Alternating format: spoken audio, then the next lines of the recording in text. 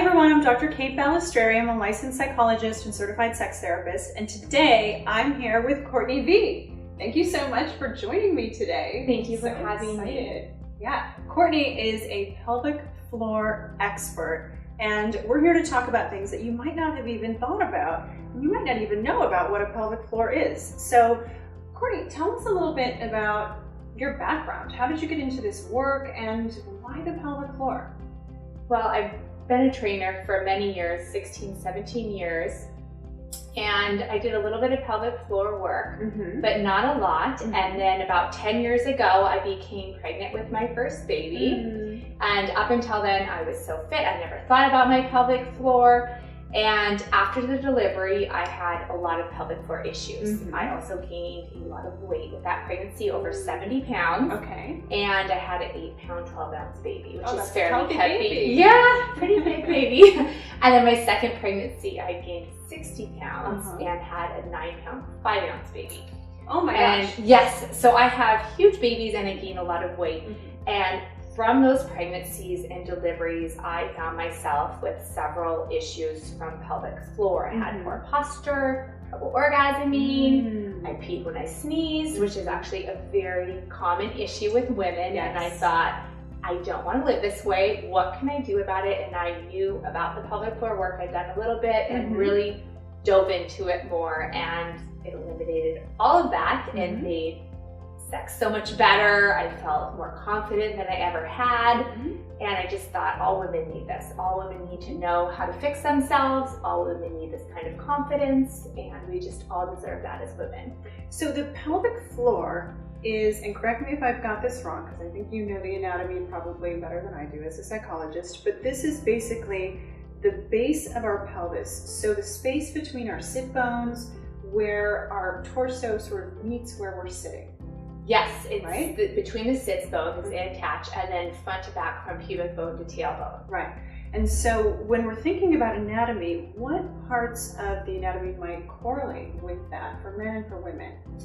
So the abs, the lumbar spine, and even your diaphragm. So the way we breathe can affect our pelvic floor. So someone who's a really shallow breather is typically going to have a little bit more of a rigid pelvic floor, because when we inhale, our pelvic floor descends slightly for women, and when we exhale, it ascends slightly. So it kind of lifts up and down like a little elevator. So if someone's breathing shallow, it's not going to be lifting up and down quite the same. So that's interesting. So essentially, if we work with that analogy of the elevator, the lift isn't moving up and down. And so what happens to the cables? It just becomes more and more rigid. So our pelvic floor is 16 different muscles, and there's also fascia, lymphatic drainage through there, and an abundance of nerves. So we get like tissue misalignment, tense tissue, sometimes tissue's overstretched. There's an appropriate length and tension relationship in the pelvic floor. And when that's compromised, so something is too tight or too overstretched, it creates an imbalance, and it can really throw off our body and cause a lot of different symptoms. Yeah, so you mentioned the pelvic floor being related to posture, and I'm curious about that. Like, how would someone know if their pelvic floor infrastructure might need some addressing, you know, thinking about their own posture?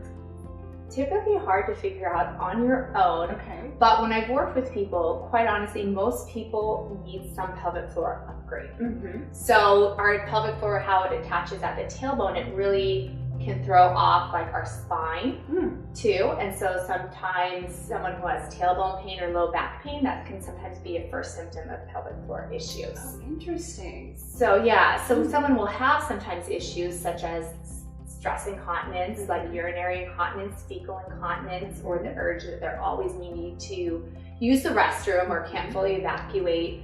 Painful intercourse is one, the low back pain, hip pain.